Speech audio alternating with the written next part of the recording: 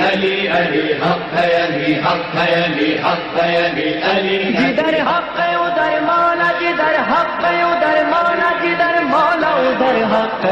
کائنات میں خدا نے ہر وجود کے اندر کشش رکھی ہے، اور یہ کشش جہاں بھی ہوتی ہے انسان اس کی طرف کھنچتا ہوا جاتا ہے۔ جیسے وجود زمین میں خدا نے گریویٹی رکھی ہے، اور آسمان سے جو بھی چیز گرے گی تو وہ زمین کی طرف جائے گی۔ ابھی آپ کا وجود اگر اس فرش پر بیٹھا ہوا ہے تو یہ وہ کشش ہے جس نے آپ کے وجود کو اور زمین کو آپس میں ملایا ہوا ہے، اور اگر کائنات میں یہ کشش نہ ہو تو انسان کوئی بھی کام کرنے کے لائق نہ ہو۔ اب حیوان ہے، مثلا بکری ہے، اس کے اندر خدا نے گھاس کی کشش رکھی ہے، جہاں اسے گھاس اور چارہ نظر آئے گا بکری اس کی طرف بھاگتی ہوئی جائے گی۔ اسی طرح شیر ہے، اس کے اندر خدا نے گوشت کی کشش رکھی ہے، جہاں بھی اسے گوشت نظر آئے گا وہ کسی بھی شیپ میں نظر آئے، کیونکہ حیوان شکلوں کو نہیں دیکھتا، حیوان اس شے کو دیکھتا ہے، حیوان ماس کو دیکھتا ہے۔ اب وہ ہرن کی شکل میں آئے وہ شکار کرے گا، انسان کی شکل میں ہو شکار کرے گا، گائے کی شکل میں ہو شکار کرے گا، کیونکہ اس چیز کے اندر کیا رکھی ہے؟ کشش ہے۔ اسی طرح اللہ نے آپ کے وجود میں بھی کئی چیزوں کی کششیں رکھی جو چیزیں آپ کو اپنی طرف کھینچتی ہیں۔ مثلا جب بھوک لگتی ہے تو کھانا اپنی طرف آپ کو کھینچتا ہے، جب انسان میں عارضہ شہوت طاری ہوتا ہے تو شہوانی چیزیں آپ کو اپنی طرف کھینچتی ہیں، کیونکہ مال ہماری ضرورتوں کو پورا کرتا ہے، جہاں پہ پیسہ نظر آتا ہے وہ چیز انسان کو کیا کرتی ہے؟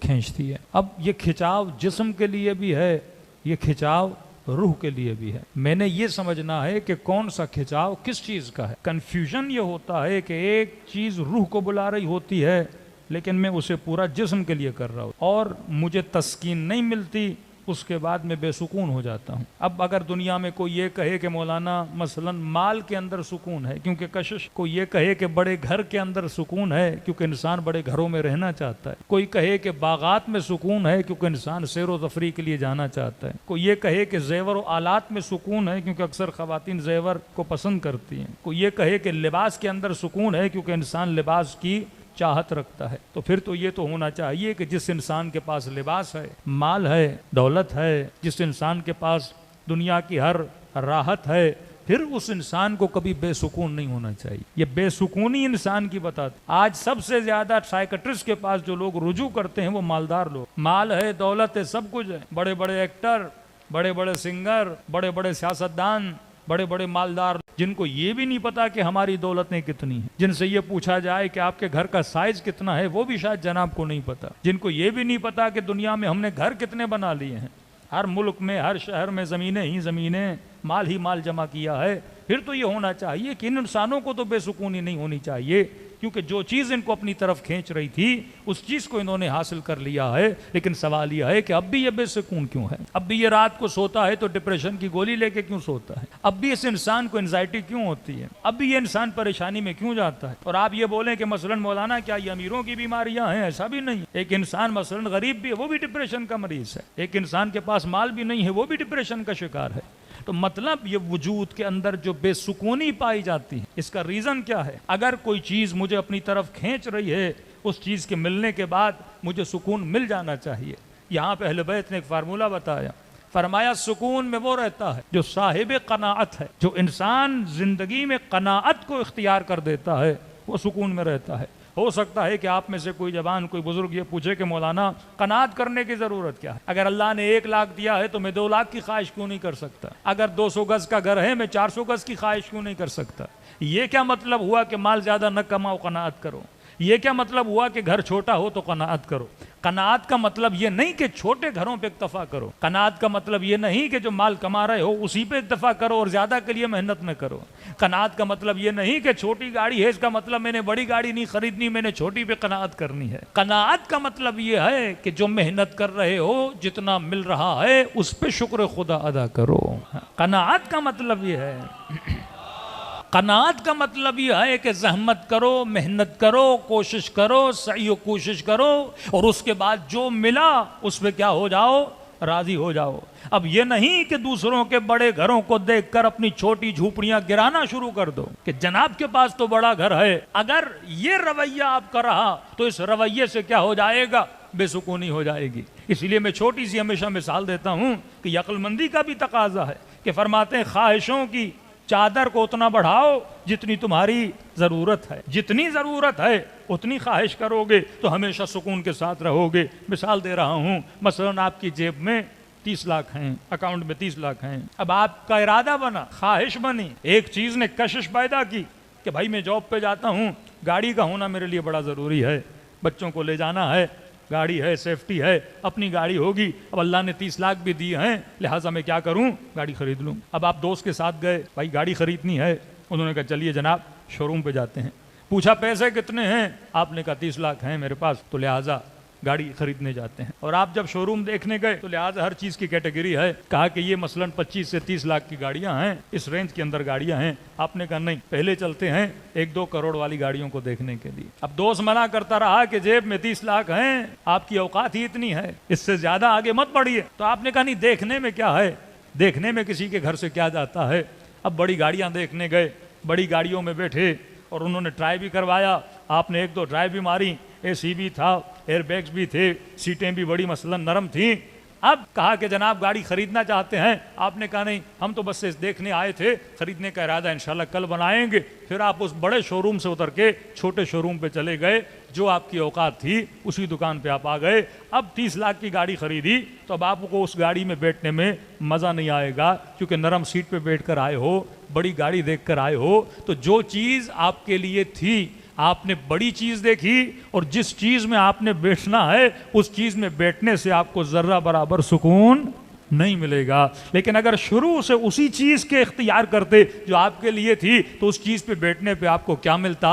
سکون ملتا. اسی لیے امیر المومنین بہت پیارا جملہ فرماتے ہیں، فرماتے اگر دنیا میں خوش رہنا چاہتے ہو، اگر سکون حاصل کرنا چاہتے ہو تو فرمایا ہمیشہ اوپر مت دیکھا کرو، نیچے دیکھا کرو. اوقات 30 لاکھ کی ہے تو جن کے پاس 15 لاکھ ہیں ان کی موٹر بائک کو دیکھا کرو، ان کی چھوٹی گاڑیوں کو دیکھا کرو. تو اب جب 30 میں بیٹھو گے تو کیا ملے گا؟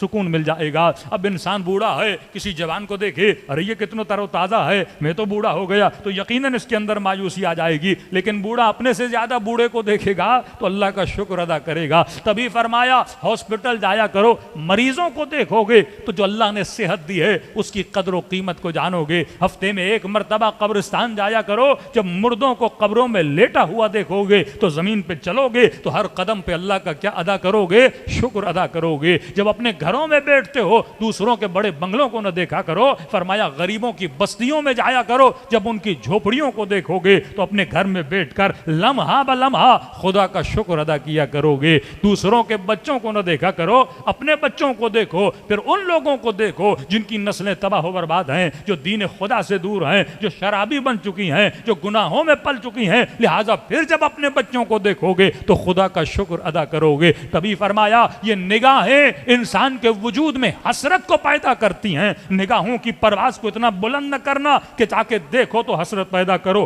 اسی لیے چھٹے امام فرماتے ہیں کہ نگاہ حرام بھی زبان کے وجود میں حسرت کو پیدا کر دیتی ہے، کیونکہ نگاہ سے حسرت پیدا ہوتی ہے. چیز کو حاصل تو نہیں کر سکتا، اور جب حسرتوں میں آؤ گے تو حسرت تمہارے وجود میں غم پیدا کرتی ہے، دکھ پیدا کرتی ہے. یہ اتنے امیر اور بڑے بڑے لوگ کیوں ڈپریشن میں جاتے ہیں؟ کیونکہ جو اللہ نے وزارت دی ہے، جو اللہ نے دولت دی ہے، یہ اس پہ قناعت نہیں کرتے. زیادہ سے زیادہ دیکھتے ہیں، زیادہ خواہی کے چکر میں دنیا بھی چلی جاتی ہے اور آخرت بھی چلی جاتی ہے. صلوات پڑھے محمد والے محمد پہ. محمد وجل فرجہم. مثلا زمین کے اندر کشش ہے، لیکن یہ میرے اندر عقل ہونی چاہیے کہ میں مثلا اس ممبر کے دوسرے زینے پر بیٹھا ہوں اور اگر دوسرے زینے سے جم ماروں گا تو میری ٹانگیں نہیں ٹوٹیں گی. لیکن اگر میں امام بارگاہ کی چھت پہ چلا جاؤں اور کہوں کہ وہاں سے میں نے کودنا ہے تو کشش تو ہے، لیکن میری ٹانگیں کیا ہو جائیں گی؟ ٹوٹ جائیں گی. تو یہ انسان کو عقل ہونی چاہیے کہ جو چیزیں مجھے اپنی طرف کھینچ رہی ہیں میں نے کتنے قدم ان کی طرف جانا ہے، کتنا ان کے لیے آگے بڑھنا ہے. تو یہ جو توازن ہے یہ انسان کی عقل برقرار کرتی ہے. لیکن حیوان کے اندر یہ نہ عقل ہے نہ شعور ہے. اسی لیے بکریاں، جیسے ابھی عید قریب ہے، لوگ بکریاں گھر میں رکھتے ہیں، تو آپ کسی سے بھی پوچھیں کہتے ہیں بکری کو اتنا کھلاؤ جتنی اس کی ضرورت ہے، کیونکہ بکری میں شعور نہیں ہے میں نے کتنا کھانا ہے. بعض لوگ شوقیہ سارا کھانا بکری کے سامنے لا کے رکھ دیتے دیتے ہیں اور بکریاں اتنا کھاتی ہیں یہاں تک کہ ان کا پیٹ جو ہے وہ پھٹ جاتا ہے، کیونکہ اسے شعور نہیں ہے کہ میں نے کتنا کھانا ہے۔ یہ جو شعور کی منزل ہے یہ صرف خدا نے انسان کو دی ہے کہ دیکھو وَلْيَنْظُرُ الْإِنسَانُ إِلَىٰ طَعَامِهِ، دیکھ کر کھاؤ کہ کیا کھا رہے ہو، کس کا کھا رہے ہو، اپنا کھا رہے ہو، غیر کا کھا رہے ہو، حلال کھا رہے ہو، حرام کھا رہے ہو، نجس ہے، طاہر ہے، طیب ہے۔ یہ پہچان کس کے اندر ہے؟ انسان کے اندر ہے۔ نگاہیں اٹھانے سے خدا منع نہیں کرتا، لیکن جس پر نگاہیں پڑ رہی ہیں یہ دیکھو اپنا ہے یا غیر ہے، حلال ہے یا حرام ہے۔ جو نگاہوں کو تمیز دینا، زبان کو تمیز دینا، وجود کو اخلاق و ادب سکھانا، یہ کس کے وجود میں ہے؟ انسان کے وجود میں ہے۔ صلوات پڑھے محمد و آل محمد۔ کیونکہ دنیا کا بازار بازار کشش، دنیا کا بازار بازار زیب و زینت، دنیا ایک ویٹرین ہے جس کے اندر وہ چیزوں کو سجاتی ہے۔ دنیا خریدار ڈھونڈتی، شیطان بھی خریدار ڈھونڈتا، خدا بھی خریدار ڈھونڈتا ہے۔ شب ہجرت خدا نے علی کو خریدا، خدا خریدار ڈھونڈتا ہے۔ کربلا کے میدان میں امام حسین میں بھی سمجھو ایک مارکیٹ لگائی اور کہا کہ میں ہوں خریدار۔ ہے کوئی خود کو بیچنے والا؟ کسی نے خود کو حسین کی محبت میں بیچا، کسی نے خود کو رے کی حکومت کے لیے بیچا، کسی نے خود کو اس رے کی حکومت کے دانے کے لیے بیچا۔ تو اب یہ تمہاری قیمت ہے کہ تو کتنے میں بکتا ہے، کون سی چیز تمہیں اپنی طرف زیادہ کھینچ۔ کیا کسی در و دیوار و کسی لوہے میں اتنی کشش ہے کہ تو خود کو بیچ دے؟ کیا زر و دولت میں اتنی کشش ہے کہ تو خود کو بیچ دے؟ کیا حسین کی محبت میں اتنی کشش ہے کہ تو خود کو بیچ دے؟ تو یہ بازار ہے خرید و فروخت کا، اور لفظ بازار اس لیے استعمال کر رہا ہوں کیونکہ قرآن نے استعمال کیا ہے۔ هل ادلکم علی تجارۃ تنجیکم من عذاب الیم۔ خدا کہتے ہیں آ میرے ساتھ کاروبار کر۔ کاروبار میں خرید و فروخت ہی ہوتا ہے کہ ایک ایسا کاروبار کر جس میں نقصان نہیں ہے، جس میں نفع ہی نفع ہے۔ پھر سورہ جمعہ میں وَإِذَا رَأَوُا التِّجَارَةَ أَوْ لَهْوًا انفضوا إِلَيْهَا وَتَرَكُوكَ قَائِمًا۔ اے حبیب جب یہ تجارت کو دیکھتے ہیں تو تجھے تک و تنہا چھوڑ دیتے ہیں اور یہ بھاگے بھاگے تجارت کی طرف جاتے ہیں۔ تو کچھ وہ ہیں جنہیں تجارت اپنی طرف کھینچتی ہے، کچھ وہ ہیں جنہیں رسول اپنی طرف کھینچتے ہیں۔ یہی معاملہ جنگ احد میں تھا۔ کچھ وہ تھے جنہوں نے احد کی پہاڑی کو نہیں چھوڑا، جن کو رسول اپنی طرف کھینچ رہے تھے، اور کچھ وہ تھے جنہیں مال غنیمت اپنی طرف کھینچتا ہوا چلا گیا۔